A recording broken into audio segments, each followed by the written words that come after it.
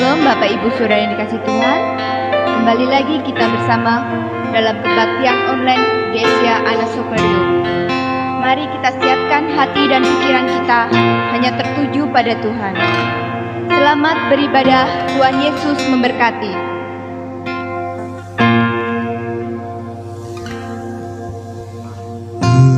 Pulihkan aku Tuhan dalam sisa hidupku ini, segarkan jiwaku selalu oleh kuasa firman dan Roh-Mu. Ubahkan ikut Tuhan untuk lebih mengasihi,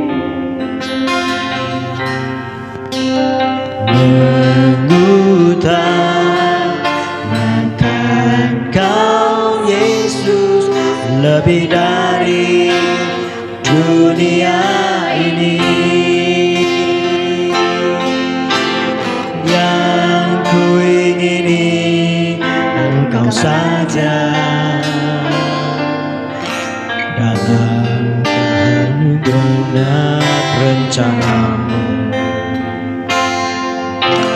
Pisahkan diriku dari dunia ini, semakin ku damba kerajaan-Mu.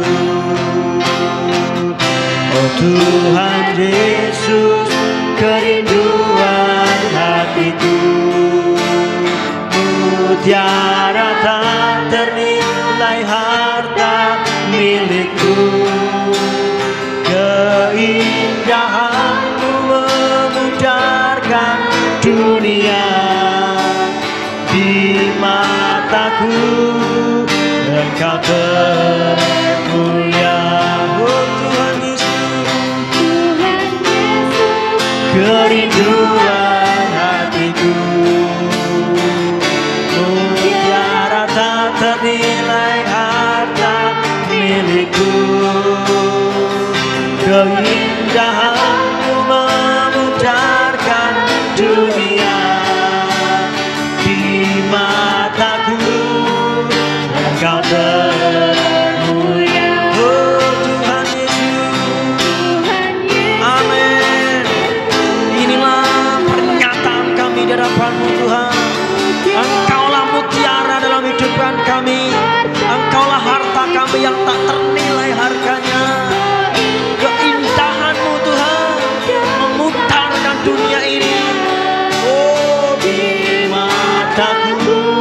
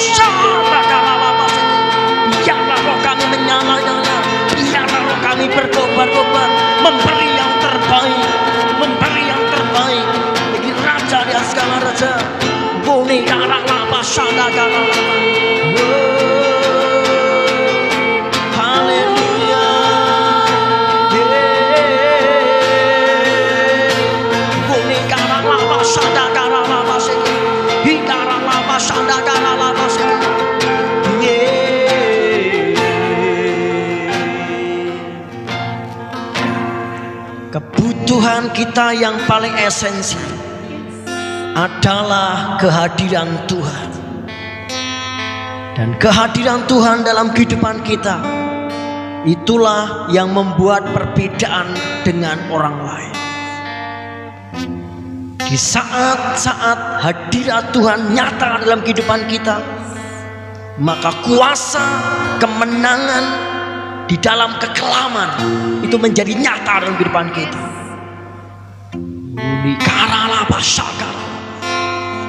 Pastikan kita terus mendekat dalam hadiratnya. Pastikan kita memiliki roh yang haus dan lapar akan hadiratnya. Sebab di dalam hadiratnya kita mengalami kemenangan demi kemenangan.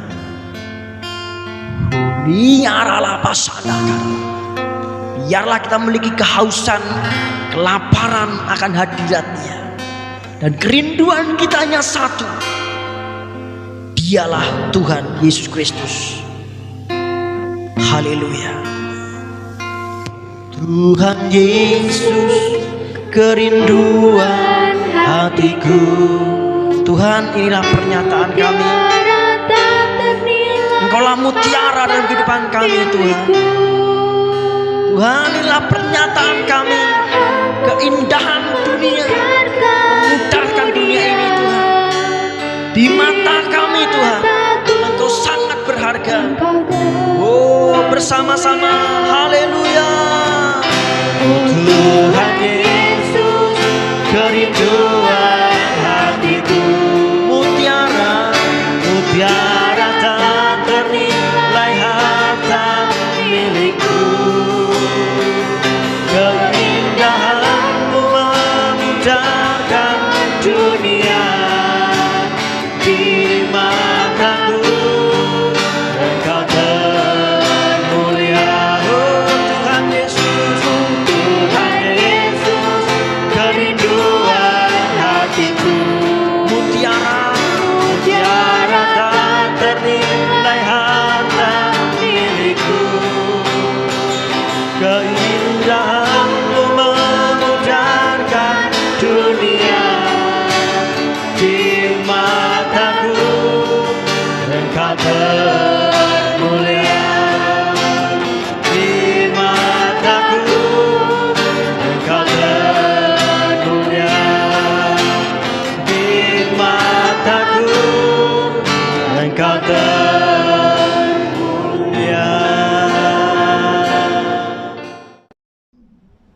Salam Bapak Ibu yang dikasihi Tuhan. Tak terasa kita sudah hampir 1 bulan lebih kita sudah melaksanakan kebaktian online bersama GCA Anak Soekaryo. Puji Tuhan, biarlah pujian yang kita naikkan itu sungguh-sungguh membawa kita semakin menjadikan Yesus sebagai harta kita yang tak ternilai harganya. Mari kita akan berdoa mendengarkan firman Tuhan pada hari ini. Bapa kami yang di surga, Bapa yang baik yang kami sapa di dalam nama Tuhan Yesus Kristus. Pada pagi ini kami datang di hadapan-Mu, kami mau mendengar firman Tuhan.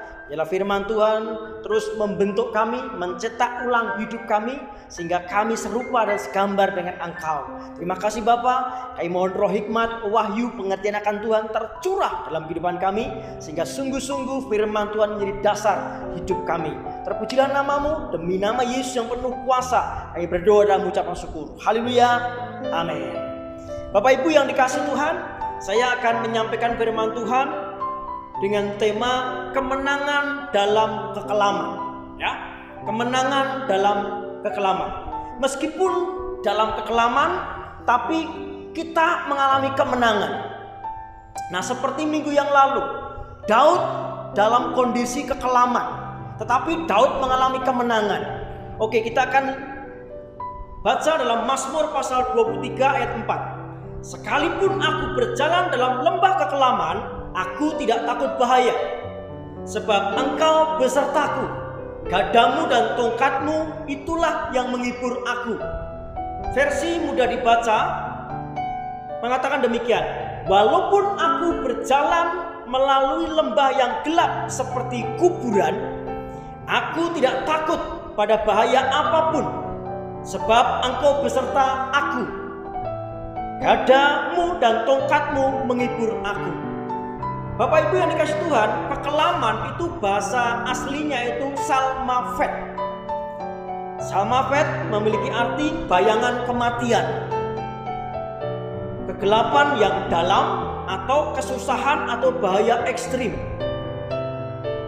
Suatu hari saya pernah berenang di pantai, dan itu pantai lepas. Dan saya tanpa terasa saya ke tengah. Saya mulai agak ketakutan begitu.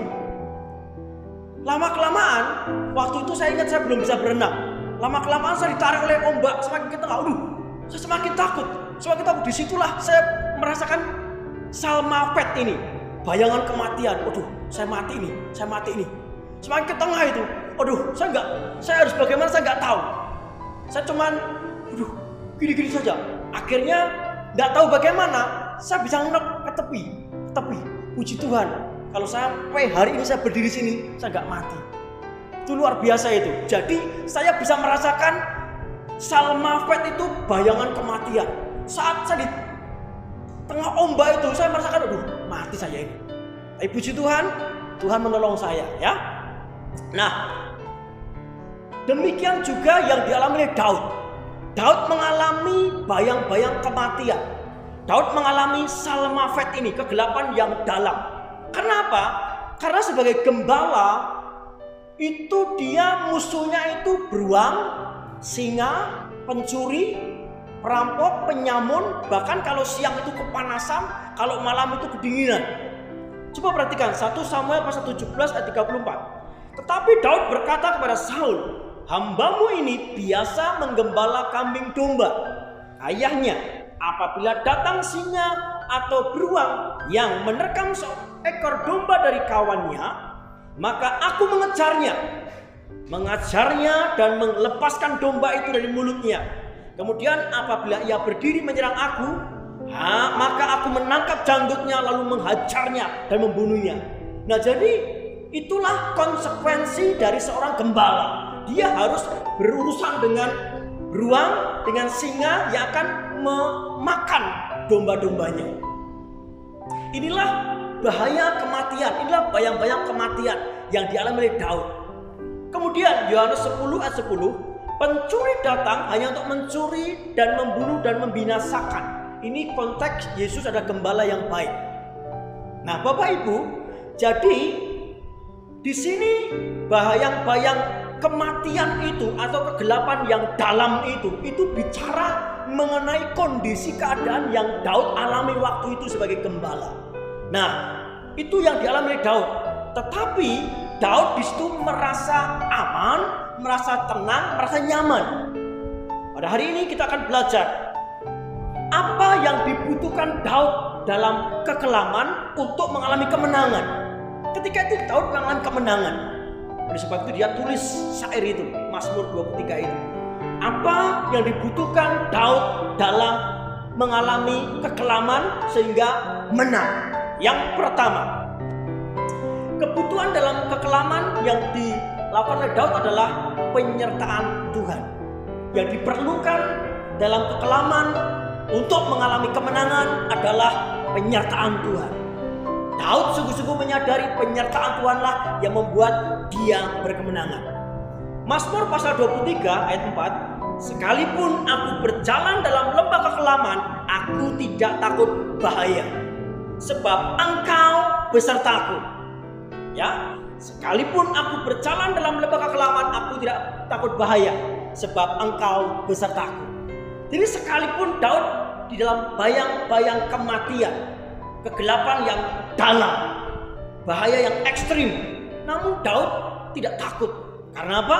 Karena ada penyertaan Tuhan, ada naungan Tuhan yang menyertai Daud.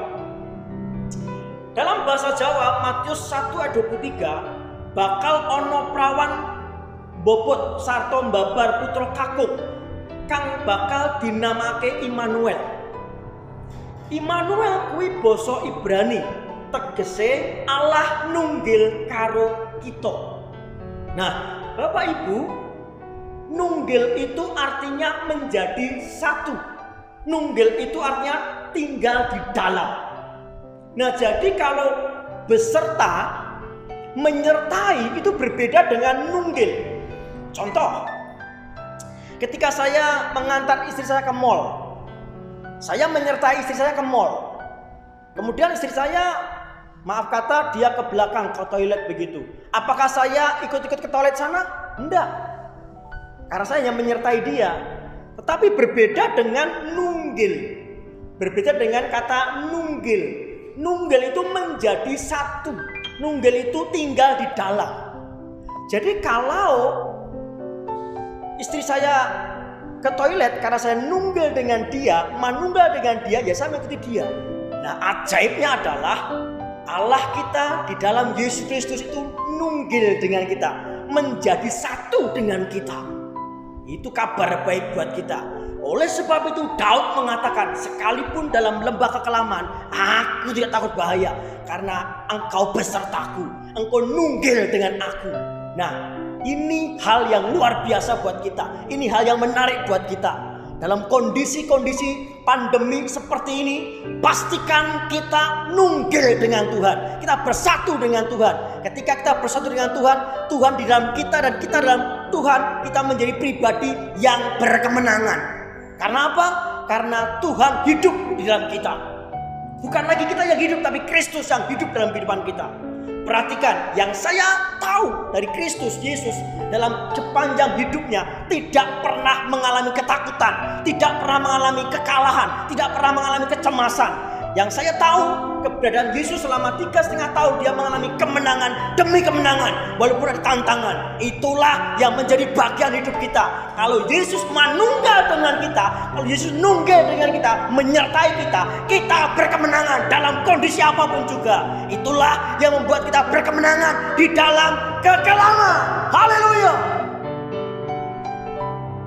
Kebutuhan dalam kekelaman yang kedua yang dibutuhkan oleh Daud adalah gada Tuhan. Mazmur pasal 23 ayat 4, sekalipun aku berjalan dalam lembah kekelaman, aku tidak takut bahaya, sebab engkau besertaku, gadamu, M-nya besar, gadamu dan tongkatmu itulah yang menghibur aku. Bapak Ibu saudaraku yang dikasihi Tuhan, gada itu tongkat pendek, menjadi senjata pertahanan dan untuk memukul musuh atau pencuri bagi gembala, ya. Dan itu melambangkan kekuatan, kuasa dan wibawa Allah. Jadi kalau gembala itu sudah membawa tongkat itu, wah, itu dia melindungi domba-dombanya dari singa, dari beruang, dari pencuri dan sebagainya. Nah, demikian juga ketika kita dalam kondisi yang seperti ini, yang saya percaya karena pandemi ini, karena COVID-19 ini, ada banyak aspek hidup kita yang sudah mengalami berbagai macam problem.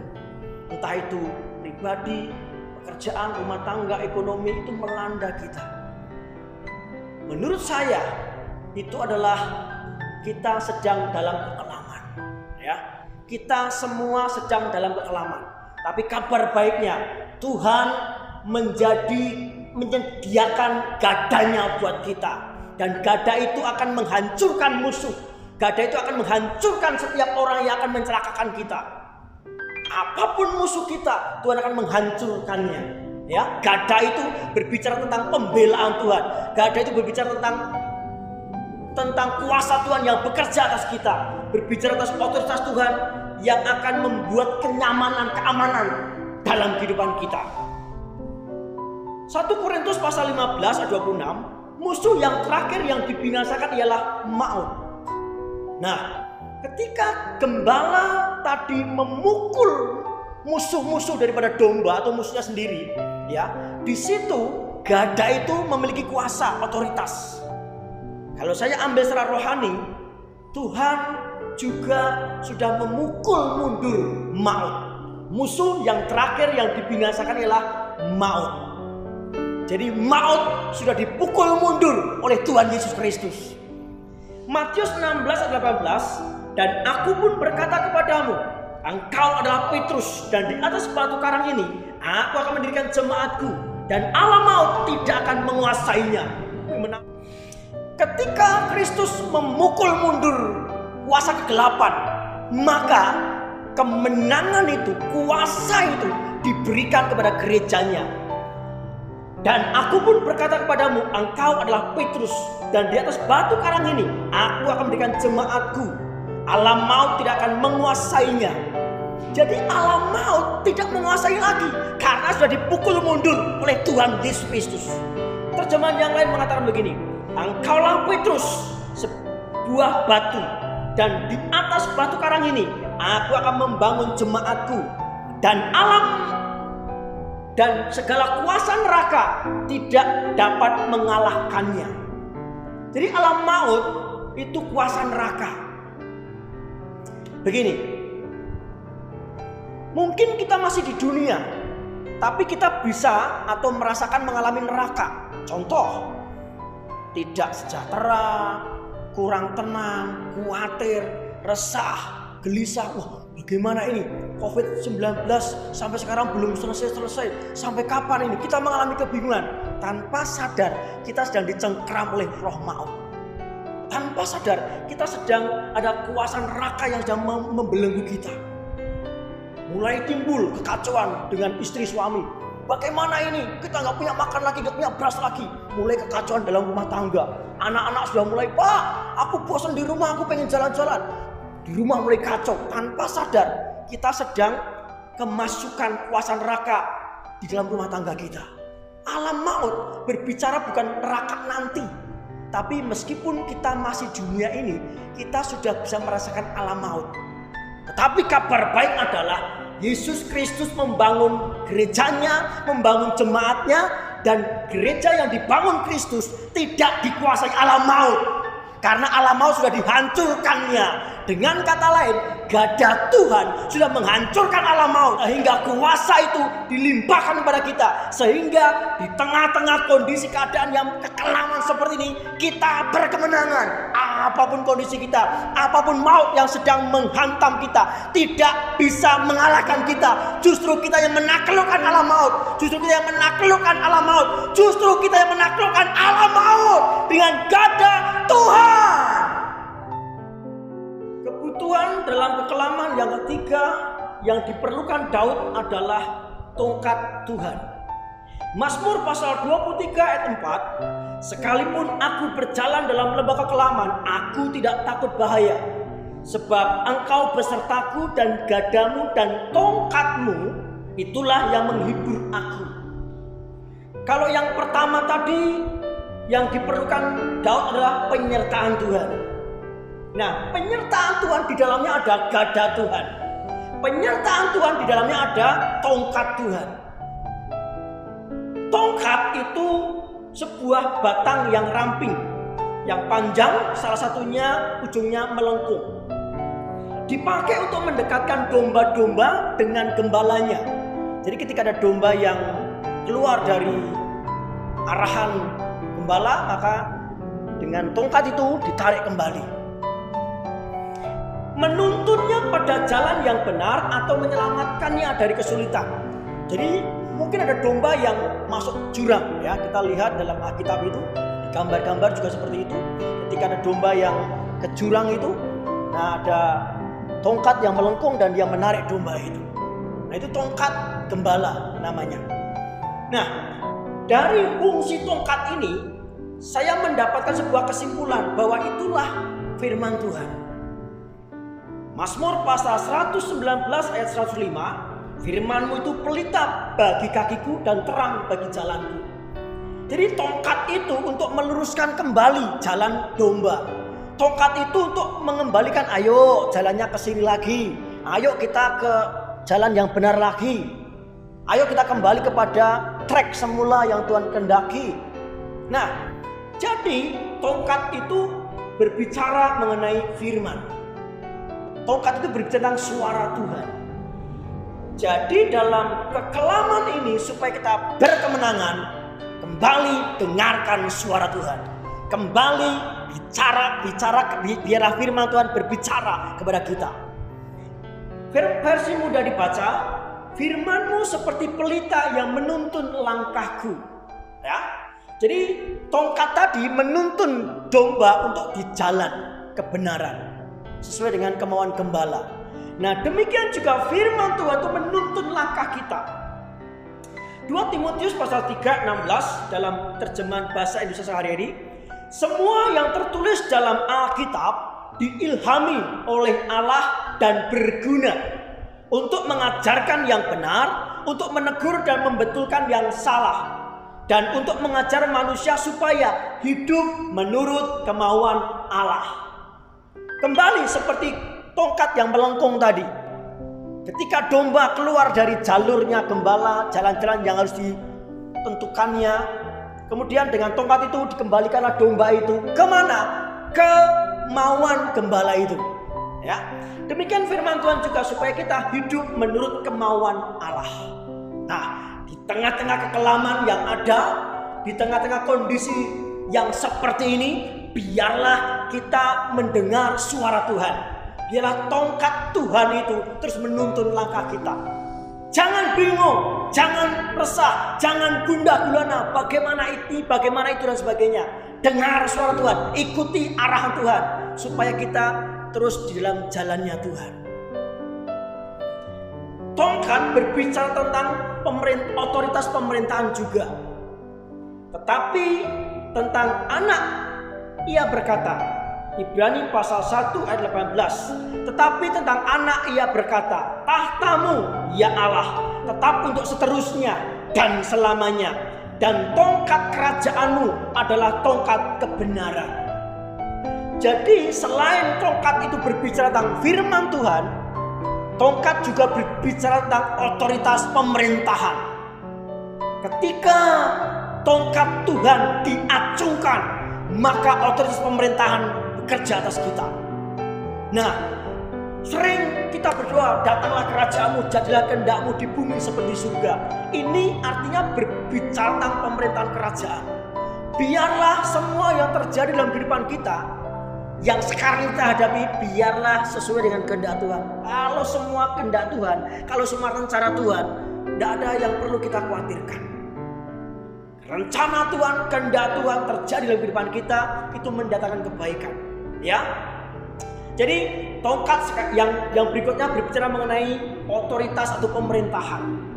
Pastikan kita dalam pemerintahan Tuhan. Pastikan kita dalam kerajaan Tuhan. Ketika kita dalam kerajaan Tuhan, sementara kerajaan Tuhan itu kerajaan yang tak tergoncangkan, kerajaan yang tetap kekal selama-lamanya.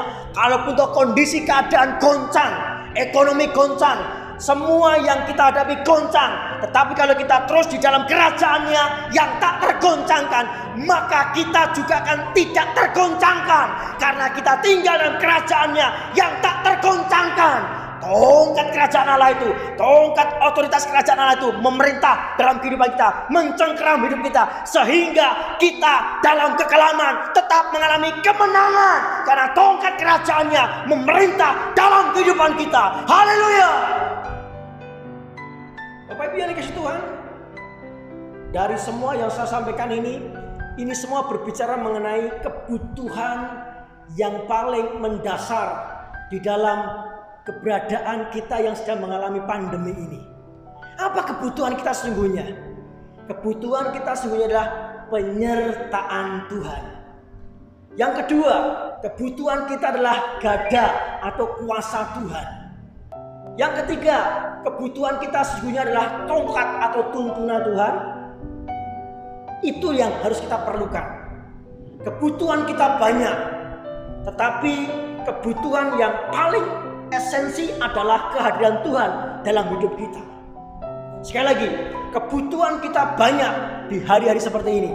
Saya tahu kita semua mengalami kesulitan ekonomi. Saya tahu kita semua mengalami kesulitan keluarga, rumah tangga dan sebagainya. Kita mungkin berpikir, apa yang harus saya lakukan? Kebutuhan saya banyak. Dengar baik-baik. Kebutuhan kita yang paling esensi adalah kehadiran Tuhan dalam kehidupan kita. Suatu hari, kurang lebih di tahun 2006. Waktu itu saya masih perintisan gereja. Anak saya masih satu di Yogyakarta waktu itu. Nah, saat di mana kami mengontrak itu, kami harus membayarnya. Dan uang kontrakan itu hanya 5 juta. Hanya 5 juta. Yang punya rumah telepon, Pak Wisnu, minggu depan sepertinya Bapak harus bayar uang kontrak.